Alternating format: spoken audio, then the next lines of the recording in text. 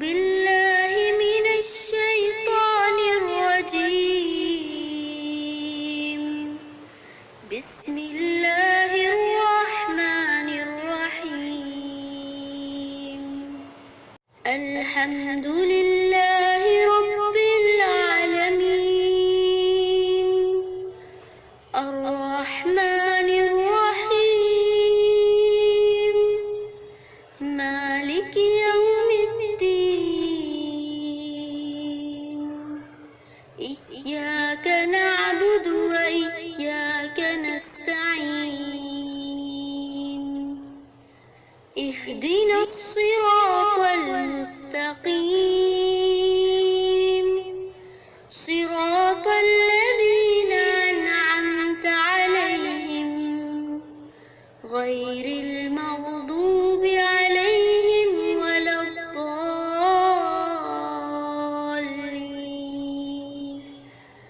آمين اعوذ باللہ من الشیطان الرجیم بسم اللہ الرحمن الرحیم الحمد للہ رب العالمین والصلاة والسلام علی اشرف الانبیاء والمرسلین نبینا محمد وعلی آلہ واصحابہ اجمعین رب اشرح لی صدری ویسر لی امری واحلل عقدۃ من لسانی یفقہوا قولی. السلام علیکم ورحمۃ اللہ وبرکاتہ. ہم لوگ سورہ فاتحہ کو آج سمجھیں گے. تو سب سے پہلے تو ہم نے پچھلے ہفتے کیا تھا اعوذ باللہ من الشیطان الرجیم اور بسم اللہ الرحمن الرحیم، یعنی اللہ تعالیٰ کے ہم پروٹیکشن میں آ گئے کہ اعوذ باللہ من الشیطان الرجیم ہم نے پڑھ لیا، کیونکہ ہمیں پتہ ہے کہ شیطان سب سے زیادہ حملہ کب کرتا ہے؟ جیسے ہی ہم قرآن کھولتے ہیں اور وہ ہمارا پارٹنر بن کے آ کے بیٹھ جاتا ہے اور کیا وسوسہ کرتا ہے کہ ارے یہ تو عالموں کی کتاب ہے، یہ ہمیں کہاں سمجھ میں آنے والی ہے. اور وہ چاہتا ہے کہ ہم اس کتاب سے فیضیاب نہ ہو. اگر اس کتاب کو ہم نے تھام لیا تو ہمیں تو ہدایت مل جائے گی. لہٰذا وہ ہمارا سب سے بڑا دشمن ہے اور سب سے پہلے وہ ہمیں اگر بہکاتا ہے تو قرآن کھولنے پر. تو اس لیے ہم اللہ کے پروٹیکشن میں آ گئے. اعوذ باللہ من الشیطان الرجیم، پھر اللہ کے نام سے ہم نے شروع کیا بسم اللہ الرحمن الرحیم. آج ہم سورہ فاتحہ کریں گے. سورہ فاتحہ شروع کرنے سے پہلے ایک حدیث کو یاد رکھیے کہ یہ حدیث صحیح مسلم کی حدیث ہے. ابو ہریرہ رضی اللہ عنہ سے روایت ہے کہ رسول اللہ صلی اللہ علیہ وسلم نے فرمایا، اللہ تعالیٰ فرماتا ہے میں نے نماز اپنے اور اپنے بندے کے درمیان تقسیم کر لی ہے، یعنی آدھی آدھی بانٹ لی ہے. آدھی میرے بندے کی ہے اور آدھی میری ہے. تو میں اس کو وہ دیتا ہوں جو وہ مانگتا ہے مجھ سے. یعنی جب بندہ کہتا ہے الحمدللہ رب العالمین تو اللہ تعالیٰ فرماتا ہے حمدنی عبدی، یعنی میرے بندے نے میری تعریف کی. جب کہتا ہے الرحمن الرحیم تو اللہ تعالیٰ فرماتے ہیں مجدنی اثنا علیہ عبدی، یعنی میرے بندے نے میری ثنا کی. جب کہتا ہے مالک یوم الدین تو اللہ تعالیٰ فرماتا ہے مجدنی عبدی، یعنی میرے بندے نے میری بزرگی بیان کی.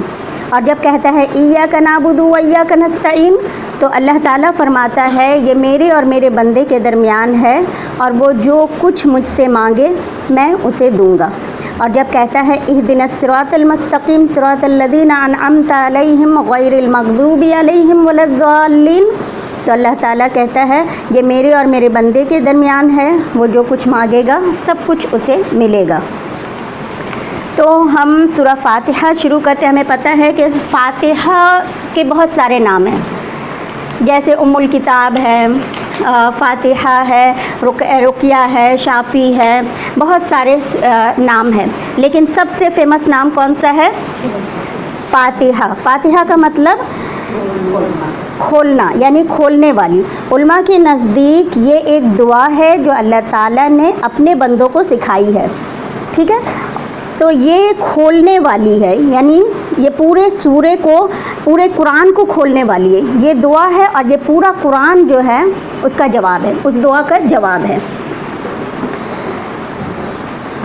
تو ہم شروع کرتے ہیں سورہ فاتحہ. لیکن اس سے پہلے ایک چیز سمجھ لیں کہ اللہ سے جب بھی ہم دعا کریں، کیونکہ جب یہ صورت نازل ہوئی نا تو اللہ کے رسول صلی اللہ علیہ وسلم مسجد نبوی میں بیٹھے تھے اور آپ کے ساتھ جبرائیل علیہ السلام بھی بیٹھے تھے. تو تو اتنے میں کیا ہوا، زوردار دھماکہ ہوا آسمان سے. تو جبرائیل علیہ السلام نے کہا کہ آج سے پہلے آسمان کا وہ دروازہ کبھی نہیں کھلا تھا جو آج کھلا ہے، اور آج سے پہلے وہ فرشتہ کبھی نہیں نازل ہوا تھا دنیا میں جو آج نازل ہوا ہے. تو وہ فرشتہ جو آتے ہیں اللہ کے رسول کے پاس تو فرماتے ہیں کہ اللہ تعالیٰ نے مجھے آپ کے پاس بھیجا ہے یہ دو انعام دے کر، یعنی ایک سورہ فاتحہ اور دوسرا سورہ بقرہ کی آخری 2 آیات. اس کی فضیلت یہ ہے کہ ان دونوں میں سے کوئی بھی آپ پڑھ کر دعا کیجئے، وہ دعا رائے گاہ نہیں جائے گی. تو یہ اللہ تعالیٰ نے اللہ کے رسول کو تحفہ دیا تھا. تو ہم بھی جب بھی دعا کریں تو سورہ فاتحہ پڑھ کر ہی دعا کریں. شروع کرتے ہیں. الحمد، آپ دیکھیے یا بک میں یا بورڈ میں دیکھیے، حمد کا روٹ ورڈ کیا ہے میم اور دال، یعنی اس کے 2 معنی ہیں. ایک ہے تعریف، دوسرا ہے شکر. تعریف عام ہے، مثلاً کہ اگر ہم اپنی نگاہ اٹھا کر دیکھیں گے اللہ کی کائنات کو، زمین، آسمان، سورج، چاند، ستارے، پہاڑ، ہر چیز میں اللہ کی خالقیت جھلکتی ہے. اللہ کتنا بڑا خالق ہے، کتنی خوبصورتی سے اللہ نے بنایا ہے. تو ہم بنا سوچے سمجھے ہم اللہ کی تعریف کرتے ہیں کہ واقعی میں اللہ ہی ہے جو کرنے والا، اللہ زبردست خالق ہے. ہم اس طرح سے اللہ کی تعریف کرتے ہیں. اور اس کا دوسرا میننگ ہے شکر، یعنی شکر جو ہے یہ خاص ہے. اب مان لیجئے اللہ نے جیسے اللہ نے انسان کو احسن تقویم بنایا ہے، سب سے اچھی صورت میں بنایا، اور خاص سے جیسے میں اپنے بارے میں ہی سوچوں کہ اللہ تعالیٰ نے مجھے بنا پوچھے مسلمان بنا دیا، مجھے صحت کے ساتھ زندگی دی. نہ صرف اللہ تعالیٰ ہمیں 3 وقت کھانا دیتے بلکہ ہر وقت ہمیں آکسیجن پرووائڈ کرتے ہیں. یعنی اگر احسان اللہ کا میں گنوں تو گن نہ سکوں. تو جب میں اللہ کی تعریف کروں گی تو یہ دونوں ساتھ مل کے ہونا چاہیے کہ اللہ کی تعریف بھی ہو اور شکر بھی. اگر ہم کسی انسان کو فرض کیجئے کہ ہمارا واسطہ پڑتا رہتا ہے کسی انسان سے، اور اگر آپ راستے میں جا رہی کوئی لڑکی آپ کو بے انتہا خوبصورت نظر آئی تو آپ کا دل چاہے گا اس کی تعریف کر دو. اب آپ کہیں گی کہ آپ بہت خوبصورت ہیں، مگر آپ یہ نہیں کہیں گے آپ کو بہت احسان ہے، آپ بہت خوبصورت ہیں. یہ احسان تو نہیں مانیں گی نا اس کا، کیونکہ وہ خوبصورت ہے، آپ نے تعریف کر دی. اب کسی نے آپ کے اوپر بہت بڑا احسان کیا لیکن وہ خوبصورت نہیں ہے، کچھ نہیں ہے، تو آپ اس وقت اس کا احسان مانیں گی، اس کی خوبصورتی کی تعریف نہیں کریں گی. لیکن اللہ کی جب ہم تعریف کریں گے تو یہ دونوں ساتھ ساتھ ہوگا کہ اللہ خالق ہے، ایسا خالق کہ ویسا کوئی ہے ہی نہیں، زبردست مالک ہے. اور اس اپنی پھر جو بھی اللہ نے مجھ پہ احسانات کیے اس کو ضرور یاد کریں گے کہ اللہ کا احسان ہے کہ اللہ نے مجھے مسلمان بنایا، اور ان سب سے بڑی بات کہ انسان بنایا. اگر ہم جانور ہوتے تو ہمارا کیا حال ہوتا. تو اللہ کی تعریف یہ دونوں مل کے کرنی ہے. اس کے بعد ہے للہ، یہ 2 ٹکڑوں کا مجموعہ ہے. لی کا مطلب لیے، اور الہ یعنی اللہ. تو للہ اللہ کے لیے، یعنی تمام تعریف اور شکر کس کے لیے؟ اللہ کے لیے ہے. کیوں ہے تمام تعریف اور شکر اس کے لیے؟ کیونکہ وہ رب ہے تمام جہانوں کا. رب کا مطلب کیا ہوتا ہے؟ رب کا مطلب ہوتا ہے جو درجہ بدرجہ تربیت کرتے ہوئے آپ کو کمال تک پہنچا دے. یعنی کہ ہر پل آپ کی تربیت، ہر لمحہ. اب میرے جسم میں ہزاروں کروڑوں سیلز ہیں، اب اس کو ہر وقت کون اس کی ہر چیز کو پوری کر رہا ہے؟ یعنی ہمیں ہر چیز اللہ عطا کر رہے ہیں. اللہ تعالیٰ کبھی ہمیں اکیلا نہیں چھوڑتے. تو وہ رب ہے، یعنی اسی سے مربی نکلا ہے. ہم کہتے ہیں نا مربی کون ہوتا ہے؟ جو پوری طرح سے تربیت بھی کرتا ہے، دھیان بھی رکھتا ہے، ہر کچھ. تو اللہ مربی ہے، اللہ ہمیں ہر وقت پرورش کر رہا ہے. اور عالمین یعنی تمام جہانوں کا. اب عالم جو ہے یہ جہان کے معنی میں، یعنی عالم کی جمع عالمون یا عالمین ہے. اور یہ عالم نہیں، عالم کا مطلب جاننے والا. تو عالم کیا یہی ایک جہان ہے؟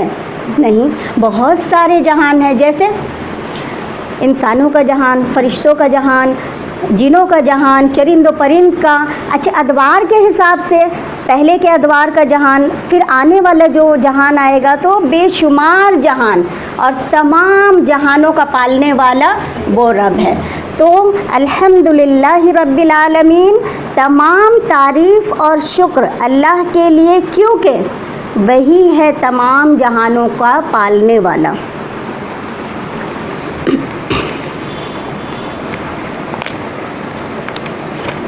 تو جب بھی ہم اس آیت کو پڑھیں، دل سے اللہ کی تعریف کیجئے، اللہ کے احسانات کو یاد کرتے ہوئے کہ واقعی میں اللہ تعالیٰ زبردست خالق ہے، اور اپنا احتساب بھی کیجئے کہ کتنی مرتبہ ایسا ہوتا ہے کہ ہم دنیا کی رنگینیوں میں اللہ کا شکر ادا کرنا بھول جاتے ہیں، اور ہم لوگوں کا شکر ادا کرتے ہیں، حالانکہ اگر لوگوں کے اندر خوبی ہے تو وہ دینے والا بھی کون ہے؟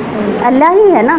تو ہمیں سوچ کر، ایک ایک چیز سوچ کر اللہ کا شکر ادا کرنا چاہیے، اور یاد کر کے اللہ کا شکر ادا کرے، اور احتساب کرے کہ ہم کیسے اللہ کا شکر گزار بندے بن سکتے ہیں۔ اس کے بعد ہے الرحمن الرحیم۔ رحمان ورڈ جیسے میں نے بسم اللہ میں ڈیفائن کیا تھا، اس کا مطلب ہے بہت مہربان، اور رحیم یعنی رحم کرنے والا۔ اس پہ ایک جملہ سے یاد رکھیے، رحمان فی الدنیا رحیم فی الآخرہ، یعنی رحمان جو ہے وہ دنیا کی زندگی میں، رحمان اللہ کی رحمانیت جو ہے وہ عام ہے، تمام انسانوں کے لیے ہے، چاہے وہ مسلم ہو، غیر مسلم ہو، کوئی ہو جو اللہ کا شرک کرتا ہو، اس پہ بھی اللہ رحمان ہے، یعنی اس پہ بھی اللہ مہربان ہے۔ اس کو بھی ایسا نہیں ہے کہ کوئی شرک کر رہا ہے تو اللہ اس کا 2 وقت کا کھانا بند کر دیتا ہے، اللہ ہر کو ہر چیز دیتا ہے۔ اور رحیم جو ہے وہ خصوصیت کے ساتھ ایمان والوں کے لیے، یعنی رحم جو ہے، یہ رحم ورڈ جو ہے یہ خصوصاً جنت کے لیے استعمال ہوتا ہے۔ تو جو مسلمان ہوں گے وہ آخرت میں اللہ تعالیٰ اپنے رحم سے ان کو جنت میں داخل کریں گے۔ اس کے بعد مالک ہے، یعنی یہاں پہ ڈفرینس کیجئے، مالک کا مطلب مالک، اور ملک ہوتا تو فرشتہ، جیسے ملک الموت، ٹھیک ہے۔ تو مالک ہے، یوم یعنی دن، یوم جیسے ہم لوگ عربی میں بولتے ہیں یوم الجمعہ، یوم القیامہ، تو یوم کی جمع کیا ہے؟ ایام۔ اور الدین کا مطلب ہے بدلہ۔ دین کے 2 معنی ہیں، پہلا تو ہے بدلہ، اور دوسرا ہے زندگی کا نظام، دین اسلام، یعنی پوری زندگی گزارنے کا نظام حیات دین ہے۔ تو مالک یوم الدین یعنی مالک ہے بدلے کے دن کا۔ اس آیت میں اللہ تعالیٰ یہ احساس دلا رہے ہیں ہم کو کہ ہم اس دنیا میں ہمیشہ رہنے کے لیے نہیں آئے ہیں، بلکہ ایک دن آنے والا ہے، اس دن جو میں نے اچھا کیا ہے اس کا جزا ملے گا، اور جو میں نے برائیاں کی ہے اس کی سزا ملے گی۔ اور یہی وہ احساس ہے جو انسان کو اس کی منزل تک پہنچنے میں مدد کرتا ہے۔ یعنی جب اگر ہمیں پتہ ہوگا کہ اگر میں یہاں بیٹھ کے چغلی کروں گی، کسی کی غیبت کروں گی، یا کسی کے بارے میں اگر بغض رکھوں گی تو اس کا عذاب ملنے والا ہے روز جزا میں، تو میں اس سے رکوں گی۔ تو مالک یوم الدین یعنی بدلے کا دن، اس دن آپ کو آپ کے کیے کی سزا ملے گی، اگر اچھا کیا ہے تو اس کا انعام ملے گا، برا کیا ہے تو اس کی سزا ضرور ملے گی۔ تو جب بھی اس آیت کو پڑھیں پورے احساس اور تصور کے ساتھ کہ اس دن کسی کے پاس کوئی طاقت نہیں ہوگی، صرف وہی مالک ہوگا اور وہی سب سے بڑا حاکم ہوگا، لیکن سب سے بہترین عادل اور حاکم ہوگا۔ یعنی اس دنیا میں تو اللہ تعالیٰ کسی کو کوئی طاقت دے دیتے ہیں کہ چلو اپنی سفارش کروا لے، لیکن وہ ایک ایسا وقت ہوگا جب کوئی کسی کی سفارش نہیں کر پائے گا۔ یعنی اللہ تعالیٰ سورہ عبس میں اس کی پوری تصویر کھینچتے ہیں اس دن کی کہ یوم یفر المرء من اخیہ و امہ و ابیہ و صاحبتہ و بنیہ، کہ اس دن انسان بھاگے گا، اپنے بھائی سے بھاگے گا، اپنی ماں سے بھاگے گا، اپنے باپ سے، اپنی بیوی سے، اپنے بیٹے سے بھاگے گا، کوئی کسی کا ساتھ دینے والا نہیں ہوگا۔ اس دن کا وہ رب مالک ہے۔ تو اس مالک سے ڈرتے ہوئے اس دنیا میں رہنا ہے، اپنے عمل کو ایسا کرنا ہے. یعنی اس دن کی جب ہم یہ آیت پڑھیں تو اس دن کی ہولناکیوں کو اپنے ذہن میں لائیں کہ وہ ایک ایسا دن ہوگا جب ایک بیٹا آ کے کہے گا کہ امی مجھے اپنی ایک نیکی دے دیجئے، اور ماں اس سے اپنا دامن چرائے گی کہ نہیں بیٹا میں نے تمہارے لیے پوری زندگی اپنی لگا دی، تم مجھے ایک نیکی دے دو، مجھے ایک نیکی کی ضرورت ہے. تو بیٹا وہاں سے بھاگ جائے گا، باپ بیٹے سے بھاگے گا، بیٹا باپ سے بھاگے گا، وہ ہولناکی کا عالم ہوگا. تو جب آیت پڑھیں تو اس کو اچھی طرح سے تصور میں لائیں کہ وہاں اگر کام آئے گا تو ہمارا اعمال ہی کام آئے گا. تو اس آیت کو پڑھتے وقت دو چیز ساتھ ساتھ چلنی چاہیے. پہلی تو امید ہو اور دوسری چیز ڈر بھی ہو. امید اس بات کی کہ اب اللہ تعالیٰ نے مجھے انسان بنا دیا، اس میں میرا کیا کمال ہے؟ اللہ تعالیٰ نے بنا پوچھے مجھے مسلمان بنا دیا، اتنے اچھے ماں باپ دیے، اتنی اچھی فیملی دی، اتنا اچھا گھر دیا، سب کچھ بنا پوچھے اللہ نے مجھے دے دیا. تو اب میں جب یہ سوال کر رہی ہوں کہ اللہ مجھے جنت دے تو انشاءاللہ اللہ تعالیٰ مجھے جنت بھی دے دیں گے. اور ڈر اس بات کا کہ جو میرے اعمال ہے کہیں ان اعمال کی وجہ سے ہماری پکڑ نہ ہو جائے. تو جب اس کو پڑھیں تو یہ دونوں ساتھ ساتھ چلنا چاہیے. اس کے بعد ہے ایاکا. ایا مطلب تیری، ایا مطلب ہی یا صرف، اور کا مطلب تیری. تو ایاکا تیری ہی، نعبدو نا کا مطلب ہم، ٹھیک ہے. اور عبدہ اس کا روٹ ورڈ ہے عین با دال، یعنی عبادت سے ہے. نعبدو ہم عبادت کرتے ہیں. ایاکا نعبدو صرف تیری ہی ہم عبادت کرتے ہیں. یعنی یہ سمجھ لیجئے یہ آیت جو شروع ہو رہی ہے اللہ تعالیٰ ہمیں دعا مانگنے کا طریقہ سکھا رہے ہیں. کیونکہ اب ہم اللہ سے مانگیں گے تو اس کے لیے اللہ نے وسیلہ بتایا کہ جب آپ دعا مانگو تو کوئی وسیلہ ضرور لگاؤ. تو یہاں پہ جو ہے عبادت کا وسیلہ لگایا جا رہا ہے کہ اللہ ہم تیری عبادت کرتے ہیں. عبادت کہتے کس کو ہیں؟ یعنی عبادت کیا ہے؟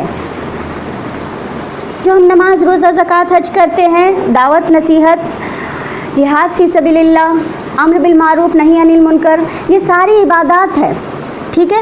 اور یہ عبادات کرنا کیوں ہے؟ کیونکہ یہی زندگی کا مقصد ہے. اللہ تعالیٰ سورہ ذاریات میں فرماتے ہیں وَمَا خَلَقْتُ الْجِنَّ وَالْإِنسَ إِلَّا لِيَعْبُدُونَ، کہ ہم نے انسانوں اور جنوں کو نہیں پیدا کیا مگر صرف اپنی عبادت کے لیے. یعنی ہمیں پیدا کرنے کا مقصد صرف اللہ کی عبادت ہے.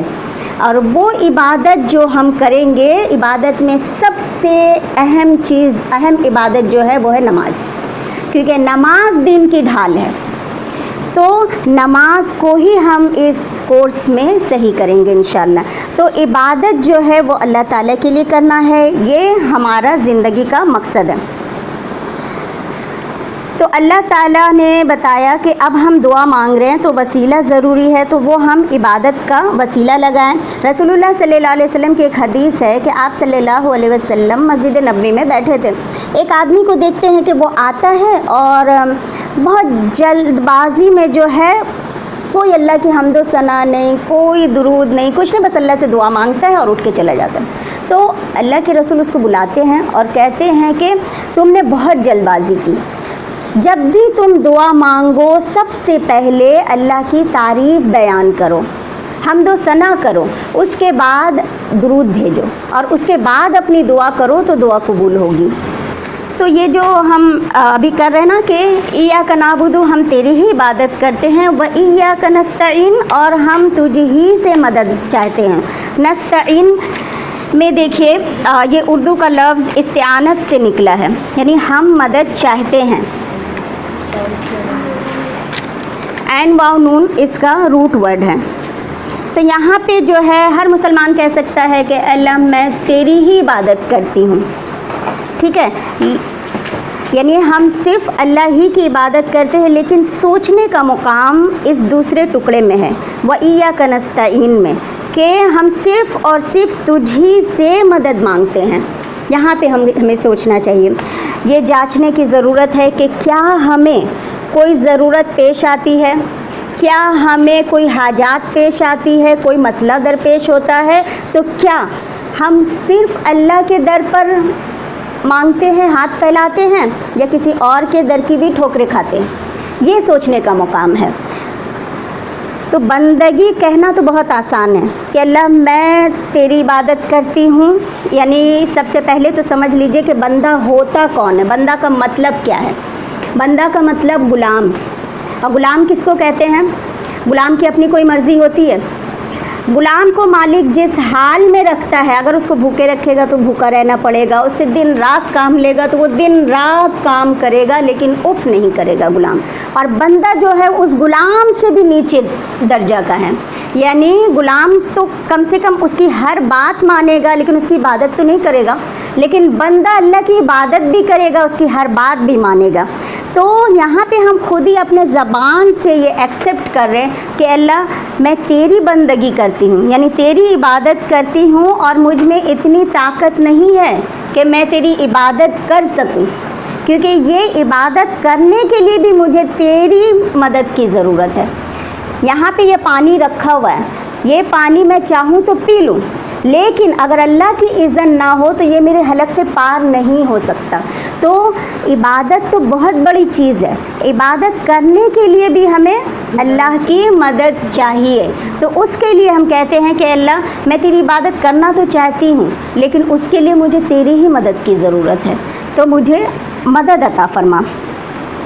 اور جب میں نے یہ اعتراف کر لیا، یہ اقرار کر لیا کہ اللہ میں تیری بندگی کرنا چاہتی ہوں، میں تجھے ناراض نہیں کرنا چاہتی، تو اب مجھ پر کیا فرض ہو گیا کہ اب میں اللہ کی ہر بات مانوں۔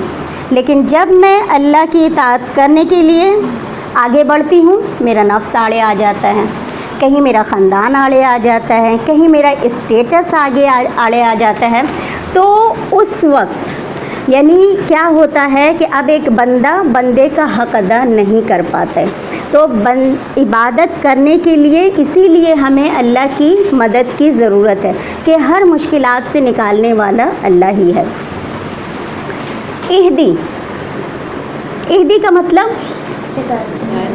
ہدایت دے نہ ہمیں، یعنی اہدنا ہدایت دے ہمیں۔ اب دیکھیں یہاں پہ یہ ہدایت جو ہے نا، اس کا دو مطلب ہے، یعنی ہدایت اگر آپ ایک ہدایت وہ ہوتی ہے کہ آپ نے کسی سے راستہ پوچھا تو اس نے آپ کو ڈائریکشن بتا دیا، نشاندہی کر دی کہ دیکھو ایک کام کرو، تم داہنے سے جاؤ، سیدھا پھر لیفٹ لو، پھر رائٹ مڑ جاؤ۔ یہ ہو گیا بتانا، یعنی ہدایت کر دینا کہ تم ایسے چلے جاؤ۔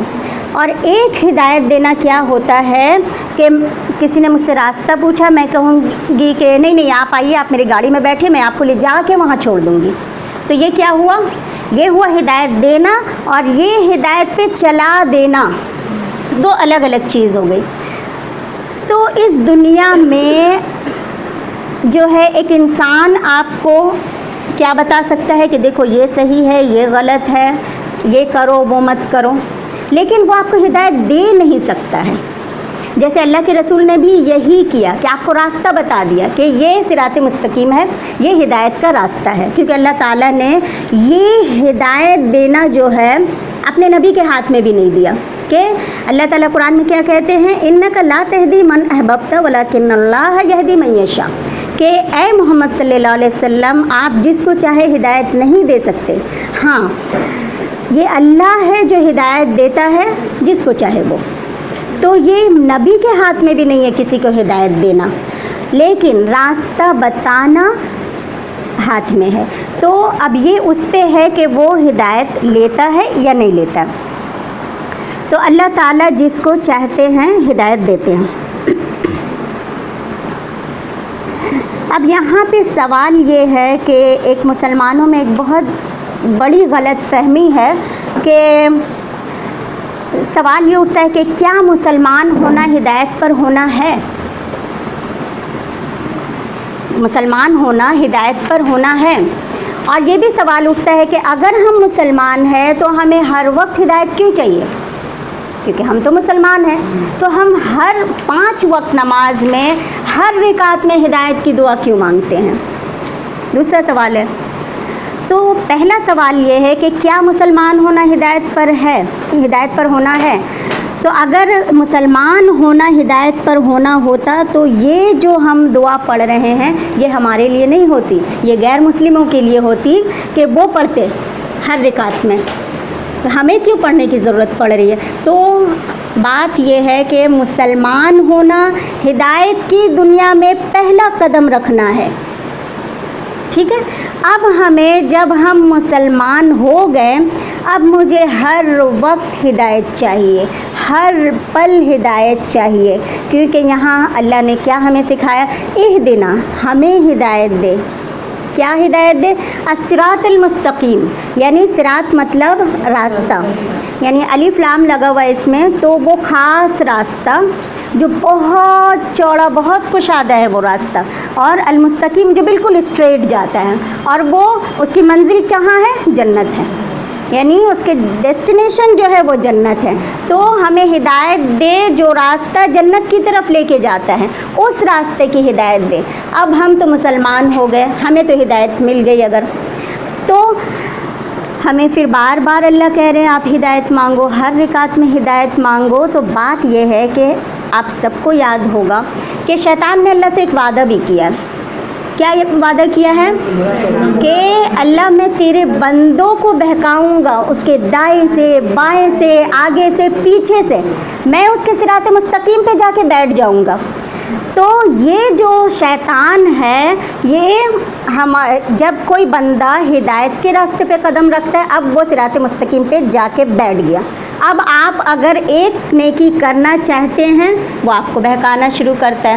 ایک قدم چل کے آپ آئیں اور آپ نے ہدایت پا لی، اب ہر قدم پہ، جیسے میں نے ابھی ظہر مغرب کی نماز پڑھ لی، میں نے اللہ سے ہدایت مانگ لی. اب اس کے بعد میں اپنے میکے جاؤں گی، بازار جاؤں گی، آفس جاؤں گی، کہیں بھی جاؤں، کسی بھی انسان سے معاملات کروں، اب اس میں کیا ہے؟ وسوسہ تو کرے گا شیطان تو ہمیں بھٹکائے گا.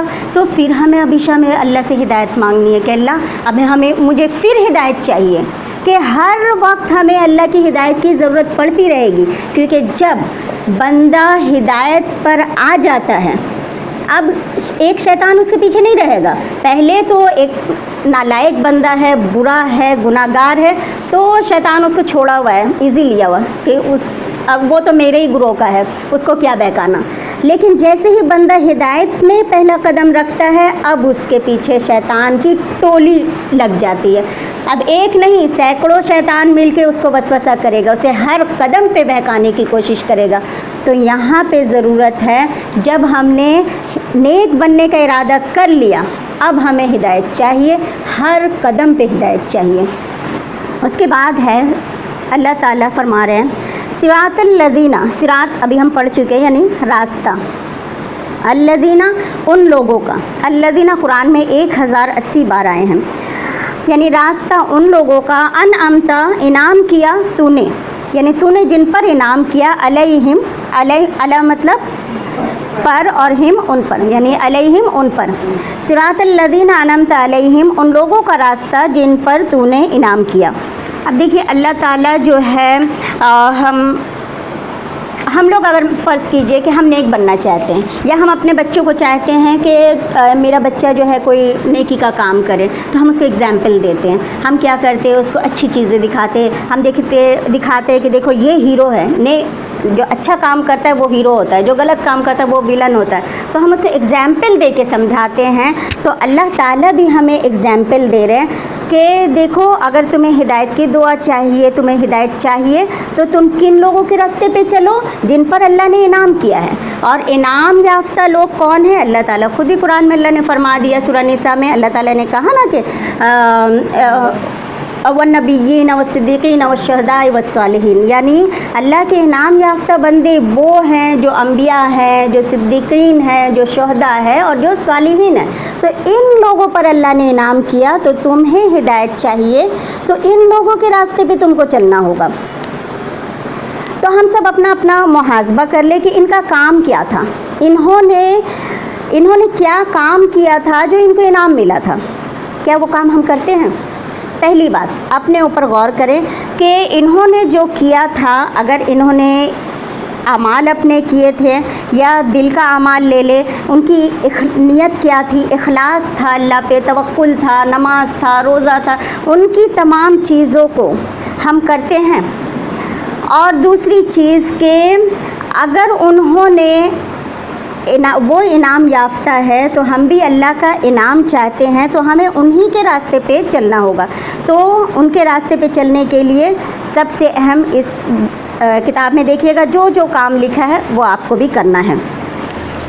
اس کے بعد ہے کہ غیری یعنی نہ، المغضوبی غضب کیا گیا، مغضوب یہ لفظ جو ہے نا مظلوم ورڈ سے اس کو تشبیہ دیجئے کہ مغضوب مظلوم، مغضوب مطلب غضب کیا گیا، یہ پیسیو وائس ہے، ٹھیک ہے۔ مظلوم جس پر ظلم کیا گیا، مغضوب جس پر غضب کیا گیا، علیہم ان پر، ولا اور نہ، ضالین جو گمراہ ہوئے۔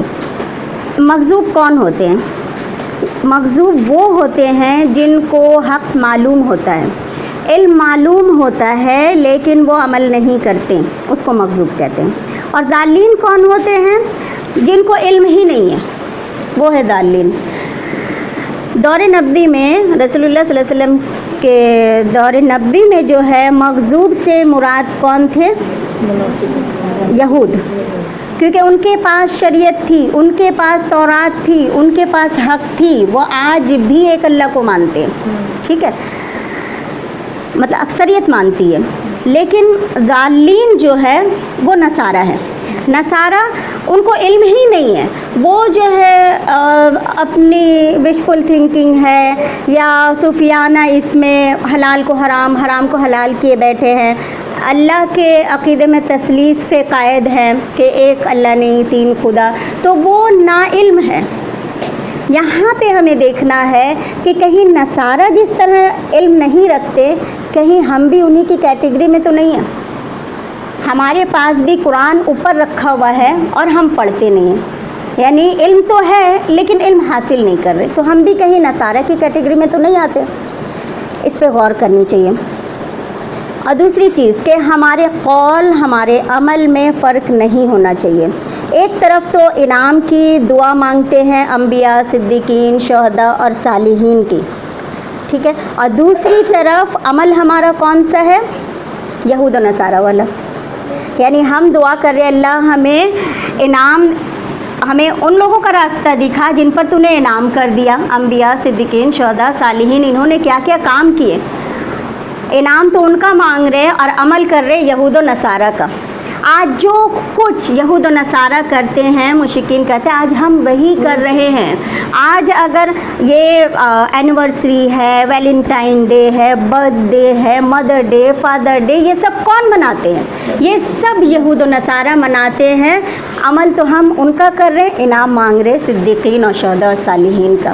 تو یہاں پہ ہمارے قول میں اور ہمارے عمل میں بہت بڑا فرق ہے، کیونکہ اللہ کے رسول صلی اللہ علیہ وسلم نے کیا فرمایا کہ من تشبہ بقوم فہو منہم، کہ جو انسان کسی قوم کی مشابہت کرے گا وہ اسی میں سے ہے۔